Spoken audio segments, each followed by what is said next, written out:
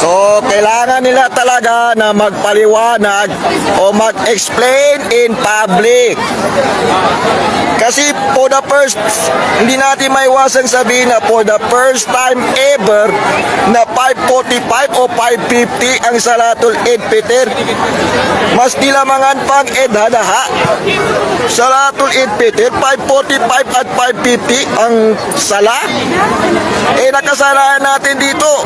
Matagal-tagal na ang nakasanayan natin, 6:30 or 7 ang Salatul Eid Fitr. Hindi po 545 o 550. Nakakadismaya po.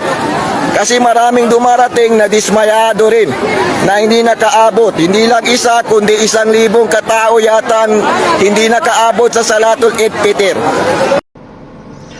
Bismillahirrahmanirrahim. Alhamdulillahi Rabbil Alamin. Wassalatu wassalamu ala Rasulillah wa ala alihi wa sahbihi ajma'in, amma ba'd. Assalamualaikum warahmatullahi wabarakatuh. So magbibigay lang tayo ng kasagutan sa video na to na na-share po sa atin.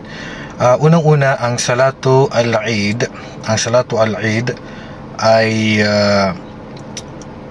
ang oras niyan na halos na pagkasunduan po ng ating mga ulama ay pagsikat pa po ng araw.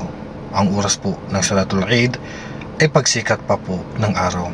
So, ibig sabihin, ang sino man nagsagawa ng Salatul Eid bago po sumikat ang araw ay hindi po tanggap ang kanilang sala. Hindi po tanggap ang kanilang sala kasi may particular na oras po ang Salatu al-Eid. Ngayon, hindi po basihan sa pagsasagawa po ng Salatul Eid ang particular na oras po.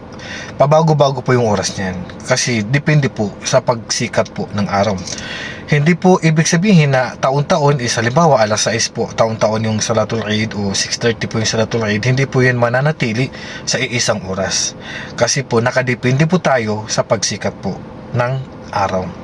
Sa pagsikat ng araw, pinagbawal po ng ating mga ulama na magsagawa po ng Salatul Eid mismo sa pagsikat niya kasi po yan po yung mga oras na bawal pong magsagawa po ng sala.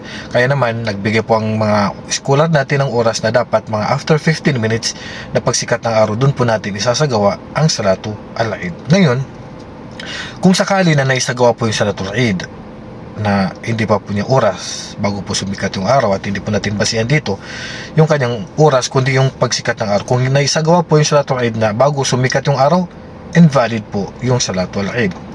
Ngunit kung naisagawa po yung Salatul Eid, sabihin natin 5:30 o kaya ay 5:40 pero sumikat na po yung araw sa oras na yan, tanggap po ang Salatul Eid.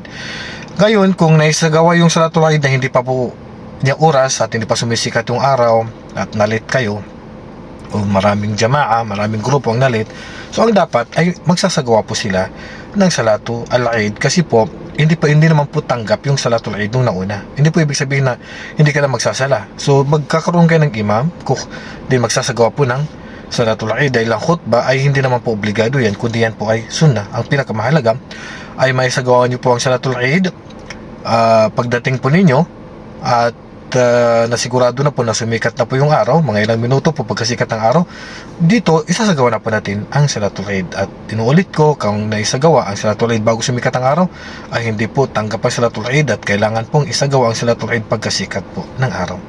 Wallahu a'lam. Assalamualaikum warahmatullahi wabarakatuh.